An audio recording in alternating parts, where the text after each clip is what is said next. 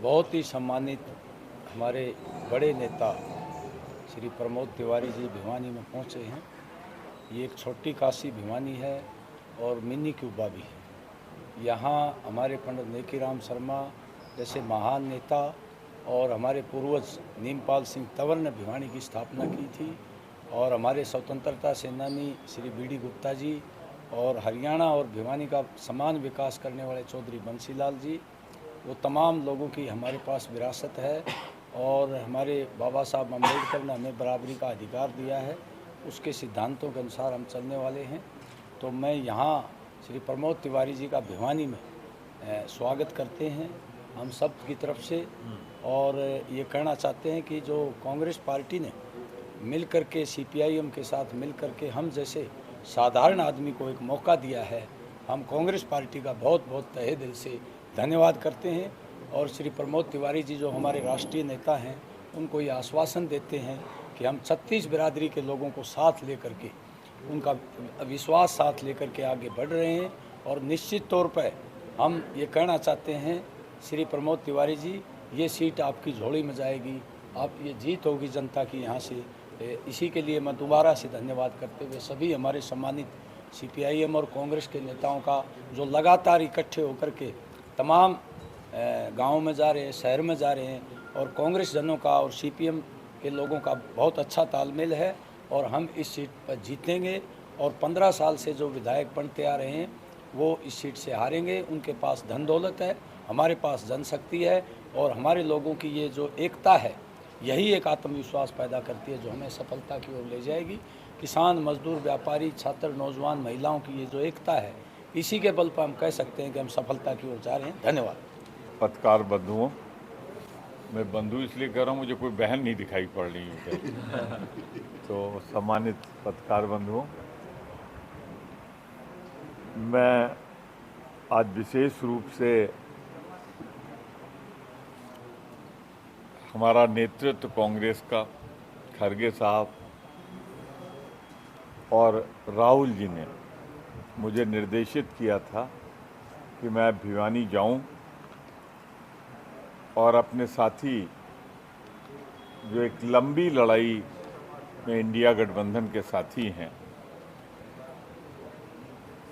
Comrade Om Prakash ji के लिए आप सबसे अनुरोध करूं और कांग्रेस जनों से भी अनुरोध करूं कि ये सीट हमें जीतनी है, बहुत महत्वपूर्ण है।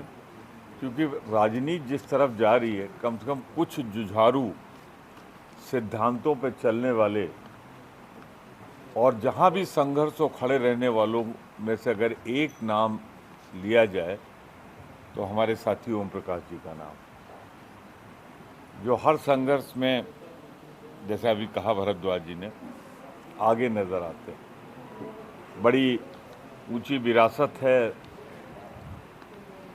हमारे भिवानी की। भिवानी का नाम बहुत सुना था साहब, आज पहली बार मेरा सौभाग्य है कि मैं यहाँ मीडिया से भी मुखातिब हूँ। अभी 2 मीटिंगें भी लगी हैं, वहाँ भी जाऊँगा। लगातार पिछले 10-12 दिन से जम्मू और हरियाणा 2 जगह जनता के बीच में जा रहा हूँ। जैसा आपने बताया कि चुनाव लड़ने का थोड़ा अनुभव है मुझे। 9 + 2 11, 2 राज्यसभा, 9 विधानसभा। अगर मेरा अनुभव मेरा साथ दे रहा है और जनता की आवाज़ में समझ पा रहा हूँ, तो हरियाणा का चुनाव इस बार पार्टियां नहीं लड़ रही, पार्टियों से ज़्यादा जनता लड़ रही है।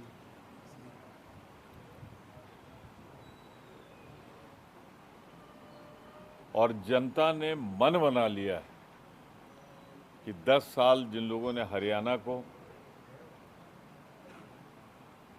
तबाह बर्बाद किया है, उस भाजपा पार्टी को हटाएंगे और कांग्रेस और इंडिया गठबंधन को 2/3 से ज़्यादा बहुमत से लेके आएंगे। 2/3 बहुमत से ज़्यादा इसलिए मैं कह रहा हूं कि अमित शाह की ज़रूरत ना पड़े चुनाव के बाद, तो सारे ग्रहों से मुक्ति देते हुए एक निर्णायक बहुमत जनता ने देने का मन बनाया है। पर आज साहब एक कष्ट हुआ और उसी के साथ एक सवाल भी। आज सुबह से चल रहा है, आप लोगों ने चैनल्स पे देखा होगा, मुझे थोड़ी देर भी हुई, रिएक्ट करना पड़ा एक पार्टी की तरफ से। मनोहर लाल जी का एक बयान आया जो लगभग 9.5 साल बर्बाद करके गए हैं, मुख्यमंत्री थे और शायद इसीलिए उनको बदल दिया। पता नहीं कौन सी नाराजगी उनको किसानों से है और कौन सा स्वरूप उन्होंने किसानों को देखा है। वो जाड़े में काम करने वाला किसान उनसे कभी नहीं मिला, गर्मी की धूप में काम करने वाला किसान नहीं मिला। कांग्रेस की नज़रों में, इंडिया गठबंधन की नज़रों में अगर ऊपर भगवान है तो नीचे धरती पर अगर कोई भगवान है तो वो किसान, वो हमारा अन्नदाता है। आज उन्होंने कहा है, जवाब देते हुए किसी पत्रकार बंधु ने पूछ लिया कि साहब 750 किसान दिल्ली बॉर्डर पे शहीद हुए,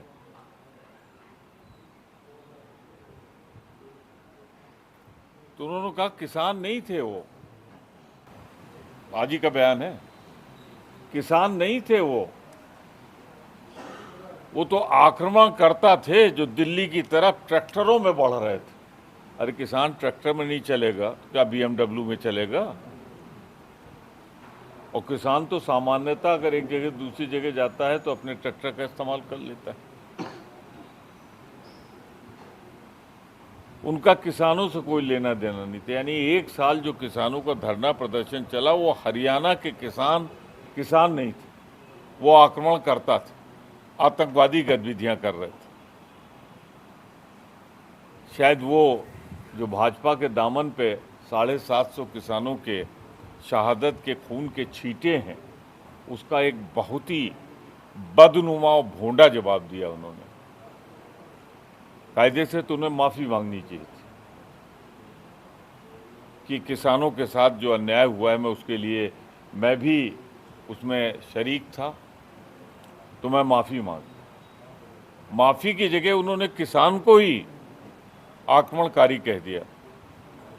मैं इसकी निंदा करता हूं, भर्त्सना करता हूं। 3 काले कानून अगर किसान आक्रमणकारी थे तो क्यों वापस लेने पड़े? गलत थे तभी तो वापस लिए आपने।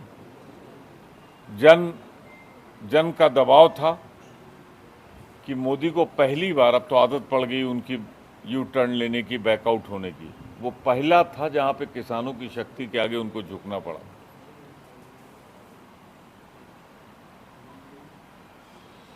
दूसरा सवाल इसी से लगा हुआ है। मैं उनकी निंदा करता हूं, भर्त्सना करता हूं और कहना चाहता हूं जो किसान का नहीं वो हिंदुस्तान का नहीं। 70% आबादी तो किसानों की है। वही दूसरी बात, भाजपा से मेरा एक सवाल, ये बताओ भाजपा वालों कि मनोहर लाल जी अच्छे थे या अच्छे नहीं थे? मैं बुरा बोलने से परहेज कर रहा हूं। अगर अच्छे जनरल थे आपके तो युद्ध काल में जनरल हटाया तो नहीं जाता, जनरल को शक्ति दी जाती, उसके नेतृत्व में लड़ा जाता है। तो आपने 9.5 साल बाद क्यों हटाया उनको? क्या इंटेलिजेंस रिपोर्ट ये थी कि इनके नेतृत्व में लड़ा जाएगा तो डबल डिजिट में नहीं आएगी भाजपा? हिसाब किताब ये लोकतंत्र का परंपरा है। जो सत्तारूढ़ दल में रहता है उसे 5 साल बताना पड़ता है, 5 साल बाद अगले चुनाव में, कि हमने 5 साल क्या क्या किया है।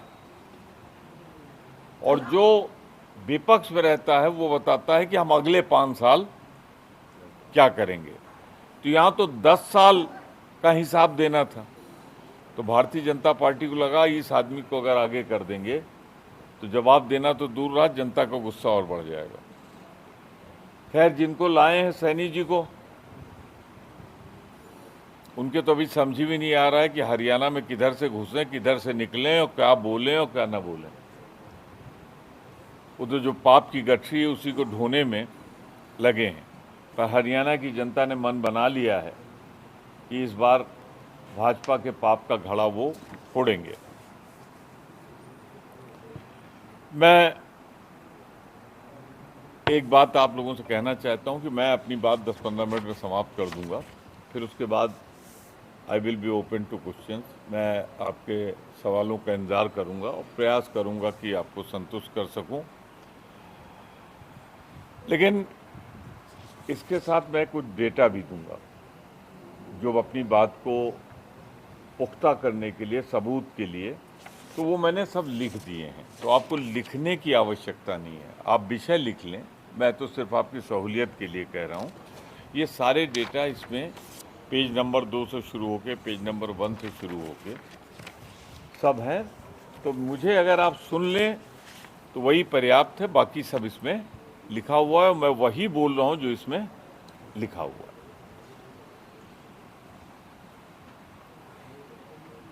साहब, आपको जान के ताजुब होगा कि ये भिवानी में जब मैं कह रहा हूँ कि आज देश की सबसे बड़ी बेरोजगारी कहीं है हिंदुस्तान की, तो वो हरियाणा में। यहाँ की जो CMI की रिपोर्ट है, यहाँ बेरोजगारी की दर है 37.4%। और ये ऑर्गेनाइजेशन की रिपोर्ट मैं दे रहा हूँ, कोई मैं कांग्रेस पार्टी की रिपोर्ट नहीं दे रहा हूँ। नाम उसमें लिखा है CMI। तो सबसे पहले तो भारतीय जनता पार्टी जवाब दे। कल जब 10 साल पहले आपने हमसे लिया था तो हरियाणा की सूरत ये थी कि दूसरे लोगों को नौकरी देता था। आज 10 साल में आपने यहां पहुंचा दिया कि यही सबसे बड़ी बेरोजगारी हो गई। और मैंने फिगर कोट किया है 37.4%, जो नेशनल एवरेज से ज्यादा है। दूसरा, ये 3 चीजों के लिए हरियाणा पहचाना जाता है पूरे देश में और दुनिया में। एक तो किसान के लिए, किसान का मैंने बता दिया कि सबसे ज्यादा किसानों के साथ जो जुल्म हुआ, ज्यादती हुई, 750 किसान शहीद हुए, तो उसमें हरियाणा के मुख्यमंत्री रहते हुए भाजपा ने सबसे ज्यादा जुल्म उन पे ढाया। उनके साथ ऐसा सलूक किया और कहा भी कि तो आतंकवादी है।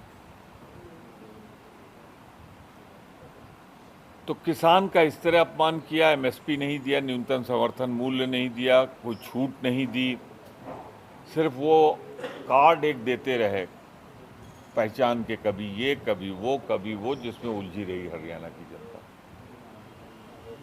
तो किसान की तो यह हालत होगी। दूसरी, यहाँ की पहचान जो थी वो जवान थी।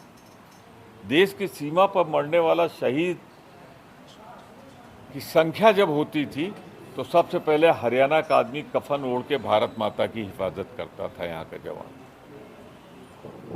उसके बदले में क्या दिया?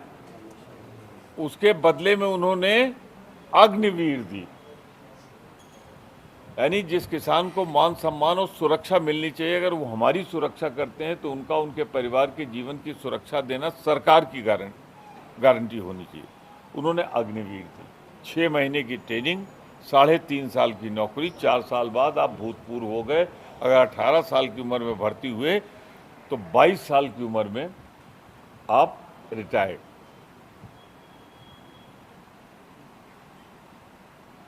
एक भ्रामक बात कहते हैं कि जो इसमें से रिटायर होंगे हम उनको नौकरी देंगे। उसका जियो क्या है मालूम है आपको? सबको ये लगता है 25%। 25% नहीं है, up to 25%। It will not exceed 25%। 1% भी हो सकता है, 5 भी हो सकता है, 10 भी हो सकता है, 15% हो सकता है। और अभी तक का रिकॉर्ड तो यही कि इसमें सब अनएम्प्लॉयड चल रहा है। अभी रिटायर भी कमी हुए हैं क्योंकि 4 साल इस योजना को पूरे नहीं। तो जवान की तो ये हालत कर दी, किसान की मैंने आपको बताई, और पहलवान की जो हालत हुई उसमें आपकी आत्मा तो जरूर कहीं ना कहीं दुखी हुई होगी जब हरियाणा की बेटी को जंतर मंतर पे पुलिस ने, दिल्ली के जो अमित शाह के अंडर में है, उसने घसीटा, बेइज्जत किया।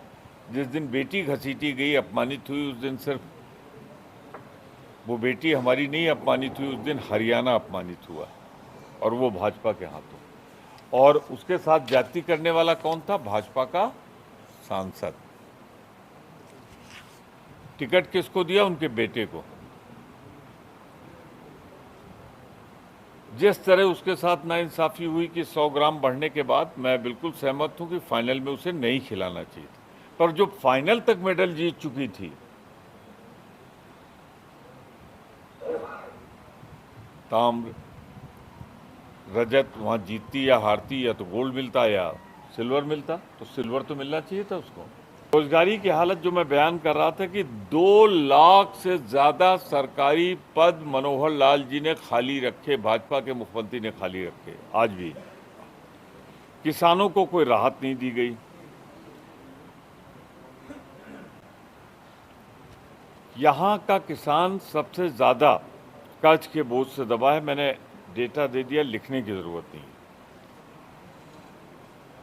आज देश में चौथे स्थान पर है औसत बकाया, एवरेज जो होता है ऋण के मामले में। 2013 से 2019 के बीच किसानों की औसत बकाया 2 गुना से ज्यादा बढ़ गया है। 977 खेतिहर मजदूरों ने आत्महत्या की।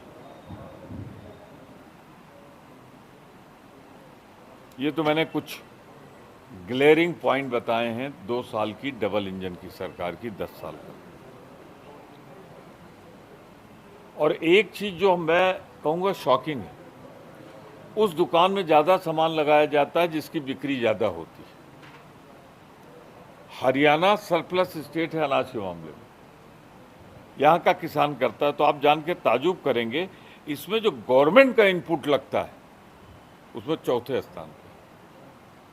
सबसे ज्यादा देश में कंट्रीब्यूशन हरियाणा दे, और गवर्नमेंट का सपोर्ट में चौथे नंबर पे।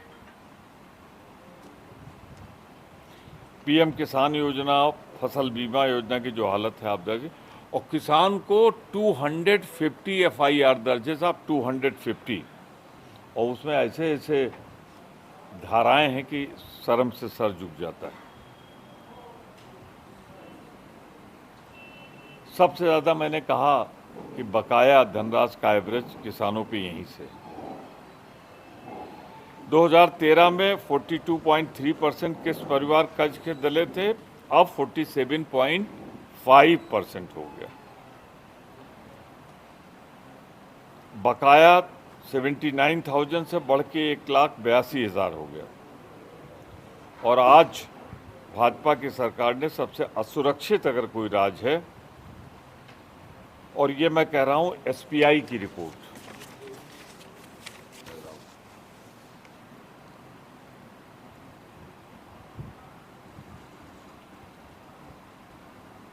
एनसीआरबी की रिपोर्ट आप देखें, जो इनके खुद की भारत सरकार की नेशनल क्राइम रिपोर्ट ब्यूरो, तो यहाँ प्रदेश में 1 साल के भीतर 1020 हत्याएं, यानी मिनिमम अगर देखें तो 3 से 4 के बीच में हत्याएं हो रही। 1786 रेप की वारदात, यानी 4 से 5 रेप एवरेज है।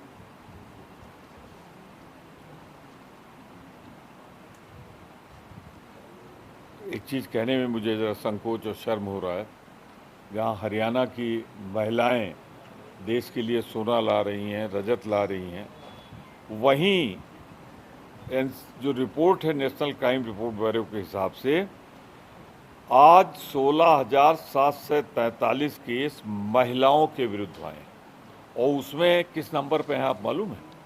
पहले नंबर पे। ऑफेंस अगेंस्ट द वुमेन्स में पहले नंबर पे। और एक आंकड़ा और बहुत डराता है, भगवान रक्षा करे हमारे देश के बच्चों की।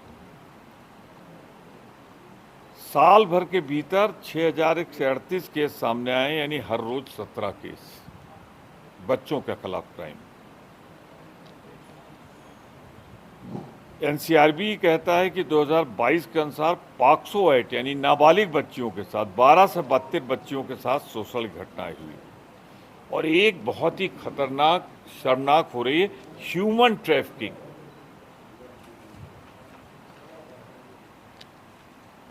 उन्नीस और 21 के बीच में 33,041 महिलाएं लापता हुई हैं। अब ये लापता कहने में भी मुझे हिचक है। उसके बाद पुलिस की हालत है कि हिंदुस्तान में तीसरे नंबर पे, क्राइम में नंबर 1 पे चार्जशीट नहीं दाखिल करती है। महंगाई सबसे ज़्यादा यहाँ, टैक्स वसूली हरियाणा में सबसे ज़्यादा। डीजल पर वैट था 8.9% हमारे टाइम में, अब हो गया 17.1%, यानी कि डबल से ज़्यादा कर दिया। और ये डीजल पेट्रोल तो हम आप भरा के यहाँ तक आए होंगे मेरे ख्याल से। एक चीज़ और, खैर छोटे मियाँ हैं, बड़े मियाँ क्या कर रहे हैं, आज दुनिया में देश का कच्चा तेल सस्ता बिक रहा है। दुर्भाग्य से जो वार वगैरह शुरू हुआ है तो लोग निकाल रहे हैं, कच्चे तेल का दाम घट रहा है और भारत सरकार में कम नहीं कर रहे। इस समय आराम से 6 रुपये पर लीटर कम किया जा सकता है कच्चे तेल और पक्के तेल के बराबर। खेती उपकरण पर टैक्स लगाया। स्वास्थ्य सेवाओं में 20,000 पद खाली हैं। शिक्षा विभाग में 50,000, सब लिखा हुआ है तो कोई ज़रूरत नहीं लिखने की आपको। और मैं आखिरी 3-4 पॉइंट इसलिए बोल रहा हूँ कि जिससे भाजपा ज़रा जवाब दे दे, अगर ठीक समझे तो। IIT, IIM, IIIT, NID, NIFTM, SUPVA जैसे संस्थान कांग्रेस लाई। ज़रा बीजेपी वाले बता दें वो कौन सा संस्थान बनाया है उन्होंने, जो नाम लिए मैंने। मैं जवाब मांग रहा हूँ।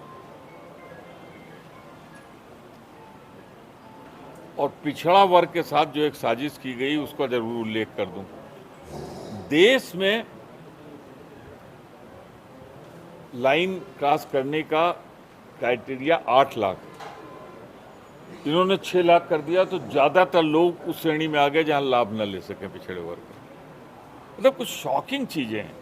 एयरपोर्ट ने चला गया, सोनीपत रेल कोच फैक्ट्री चली गई, ये सब कुछ हुआ। खेल मंत्री पर, ये हरियाणा ही है, मैंने पढ़ा था, पता नहीं आप लोगों को मुझसे बेहतर मालूम होगा। यहाँ के खेल मंत्री पे महिला के साथ यौन शोषण का आरोप लगा। शर्म आई साहब। 3% खेल कोटा खत्म हुआ। और मैं ख़त्म कर रहा हूँ इस बात को कह के, 10 साल में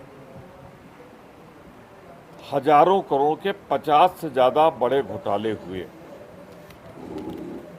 मेडिकल कॉलेज 9,000 बेरोजगारी भत्ता कच्चे कर्मचारियों को पक्का कराने से आज तक पूरे नहीं हुए जिनको करके आए थे।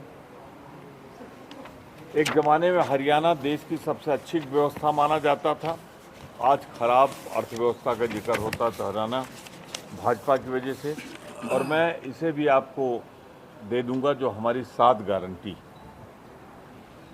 एक बात के लिए मैं ओम प्रकाश जी को, इनकी पार्टी को धन्यवाद देना चाहता हूँ, और हमारे कांग्रेस के कार्यकर्ता भी इसे सुन लें। कल ही मैं था गुरुग्राम में, साहब लाल झंडे लेके चुनाव उन्होंने अपना बना रखा है। तो अगर उन्होंने पूरे प्रदेश में एक सीट पर पूरे प्रदेश में कांग्रेस के साथ खड़े हैं, तो कांग्रेस जनों का धर्म है कि यहाँ पर पूरी ताकत के साथ उम्मीदवार जिताएं। यही राहुल जी का संदेश था, खरगे जी से मिल के आए, ये उनका संदेश था, ये दोनों मैंने दिए हैं। आप सबसे मैं कोई भी सवाल जो बेहतर है हरियाणा के बारे में, ज़्यादा अच्छा, वरना अगर आप पूछेंगे तो मैं, आप लोग बहुत अनुभवी हैं, मैं दूंगा, लेकिन इस समय हरियाणा में रहे हम लोग तो ज़्यादा अच्छा है। चुनाव टाइम में कहीं बाहर जाने से फ़ायदा नहीं। फिर भी मैं वेलकम करूंगा। I invite. शैलजा जी ने कहा इन रगों में खून कांग्रेस का था, इन रगों में कांग्रेस का खून है, और मैं अपने पिता की तरह कांग्रेस के तिरंगे में लिपट कर जाऊंगी। और ये जो सवाल आप पूछ रहे हैं, अगर 5 दिन पहले पूछते तो रेलेवेंट था।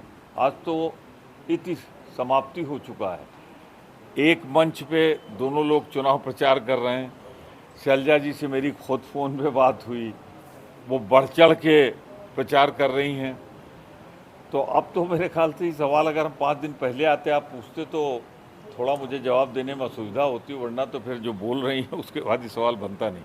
मैं कह दूं, मैंने अभी जिक्र किया मनोहर लाल जी का, और कंगना रनावत जी MP, अति प्रिय करीबी मोदी जी की। करीबी कहा है मैंने, और कुछ नहीं कहा, कि उनको जब वो एक्ट्रेस थी तो पद्मश्री दिया। पद्मश्री ऐसे किसी को नहीं दिया था, पद्म पुरस्कार होता है। उन्होंने किसानों के लिए कहा ये तीनों कानून वापस आने चाहिए, आप स्वीकार कर लो इसको। उनका बयान, अब बोल तो गई, पर डायलॉग उनकी डिलीवरी थी। स्क्रीन जो लिखा जाता है वो बनाया था मोदी जी की आत्मा ने और अमित शाह की आत्मा ने। उनके दिल की आवाज़ थी जो जुबान पे आ गई कंगना रनावत जी की। तो किसानों के बारे में क्या भाजपा का भविष्य है या क्या करने जा रही है, ये तीनों काले कानून वापस लाना चाहती है। किसी भी हालत में भाजपा को हमें सत्ता में नहीं आने देना है, वरना फिर वही धरना प्रदर्शन। और किसानों का, खेती तो किसान की होगी ना, नाम लिखी होगी अडानी के, हम उसमें मजदूर बन के रह जाएंगे।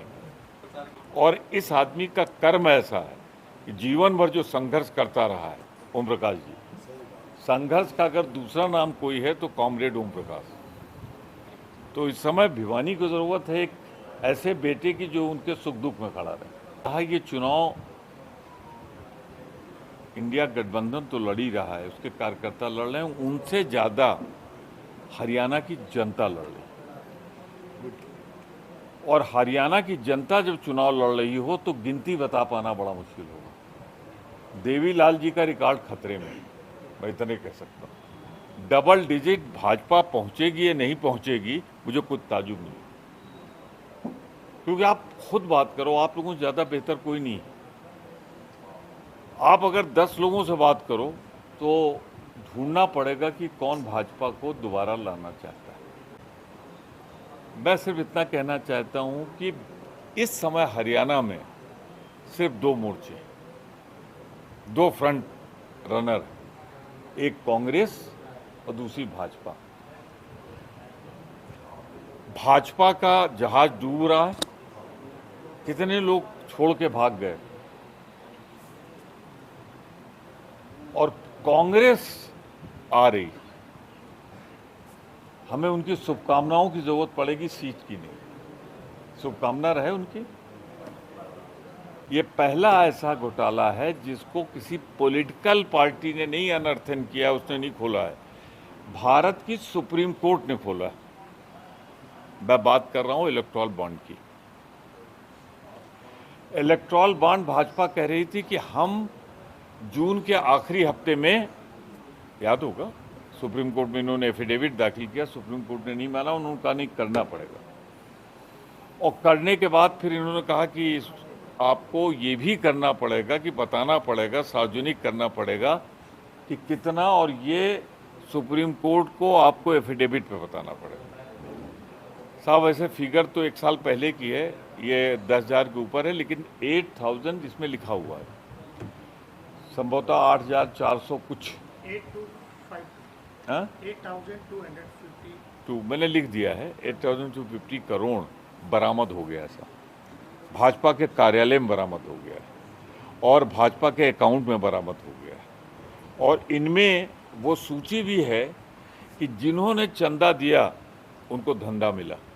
तो इसीलिए मैंने कहा था राज्यसभा में, चंदा दो धंधा लो का दूसरा नाम था भाजपा की electoral bond policy. Prima facie court ने इस काबिल पाया कि इसमें अपराध बनता है। मैं सिर्फ अपराध कह रहा हूँ, बनता है प्राइमा फेसाई, मैंने किसी को अपराधी नहीं कहा, अपराध बनता है। उन्होंने भारत के वित्त मंत्री के खिलाफ एफआईआर लिखी। ये साहब news of the day. Deputy हूँ मैं, कैसे अलग हो सकता हूँ? लेकिन खरगे की एक बात का समर्थन करते हुए मैं एक बात और आगे बढ़ता हूँ। अब तो शर्म करो मोदी जी, अब तो शर्म करो। इतना ही कह रहा हूँ, अब तो शर्म करो मोदी जी। माल भी बरामद, अदालत में एफआईआर भी अदालत में। अब तो शर्म करो। बात निर्मला से बढ़ा के वहाँ करूँ, वित्त मंत्री तू नहीं किए हैं, और सर्वाधिक शासनकाल या सर्वाधिक कार्यकाल वित्त मंत्री जी का। और शायद वित्त मंत्री की यही योग्यता है कि उन्होंने बना रखा है, लाते जाओ, कार बना लेंगे, केंद्र में हटा सकेंगे। पहला ऑर्डर 24 घंटे के अंदर होगा। अग्निवीर योजना समाप्त करेंगे, किसानों का कर्जा माफ करेंगे, न्यूनतम समर्थन मूल्य जारी करेंगे। अग्निवीर का हमारा वादा है, और आपने देखा होगा राहुल जी हर जगह इस बात को कह रहे हैं। जी बताइए, जहाँ हमने नहीं दिया और अग्निवीर कोई शहीद हुआ हो, अभी शहीद जो हुए हैं उनकी गिनती गिन लीजिए। उत्तर प्रदेश में, हरियाणा में एक हुआ है शायद, एक पंजाब में, राजस्थान में 4 हुए हैं टोटल। तो राजस्थान में बीजेपी, हम थोड़ा मेरे भैया। हमारी सरकार कर्नाटक में हुआ हो, हिमाचल में हुआ हो, या जहां हमें वहां हम शहीद का दर्जा, क्या हमने तो कहा हम सारी सुविधाएं देंगे, सिर्फ शहीद ही नहीं और कुछ करेंगे। सबसे पुराने दल हैं, हमारा अपना संविधान है।